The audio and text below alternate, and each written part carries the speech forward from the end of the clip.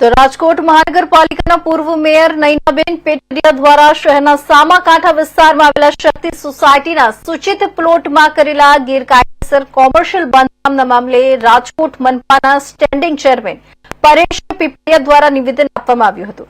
આ તકે પરેશ પીપળિયા દ્વારા રાજકોટ મનપાના પૂર્વ મેયર નયનાબેન પેટડિયા દ્વારા સૂચિત સરકારી જગ્યામાં કરાયેલી કોમર્શિયલ ગેરકાયદેસર બાંધકામ અંગે નિવેદન આપતા જણાવ્યું હતું કે રાજકોટ બનાના પૂર્વ મેયર નયનાબેન પેટડિયા દ્વારા કરેલી ગેરકાયદેસર બાંધકામનો મામલો અમારા ધ્યાને આવ્યો નથી। એમને આ મામલો મીડિયાના માધ્યમથી સામે આવ્યો છે। આથી સમગ્ર મામલે રાજકોટ મનપાની ટાઉન પ્લાનિંગ શાખા દ્વારા શું કામગીરી કરવામાં આવી છે તેનો મને કોઈ ખ્યાલ નથી। આથી હું આ બાબતે અધિકારીઓ સાથે ચર્ચા કર્યા બાદ કોઈ નિર્ણય લઈશું।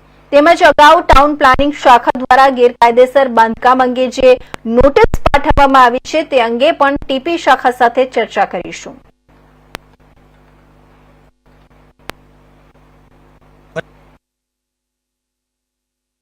પરેશભાઈ, પૂર્વ મેયરનું બાંધકામ વિવાદમાં હતું, કોર્પોરેશને અટકાવ્યું હતું, આજે ફરીથી બાંધકામ શરૂ થઈ ગયું ને પૂર્ણ થવાના આરે છે, શું કહો છો વકીલ? આપના માધ્યમથી મારા ધ્યાનમાં આવ્યું છે, એ વિષય મારા ધ્યાન પર નહોતો।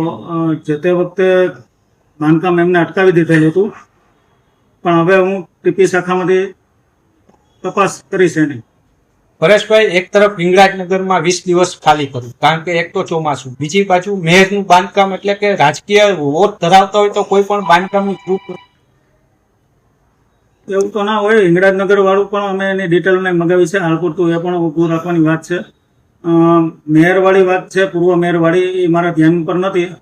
ટીપી શાખામાં વાત કરીને હું એમની ડિટેલ્સ મગાવીશ। હવે એમને શું 260 ની નોટિસ આપવામાં આવશે કે પછી અધિકારીઓ, કારણ કે ચેકિંગમાં જતા હોય છે, નાના માણસનું કામ 260 ની નોટિસ આપે છે, આમાં હજી સુધી નોટિસ પણ 260 ની નથી। એ બિલકુલ ટીપી શાખાએ અત્યાર સુધીમાં શું પગલા લીધા છે, કયા સ્ટેજે છે, એ હું તપાસ કરાવીને પછી આપને ધ્યાને મૂકીશ। તો પાલન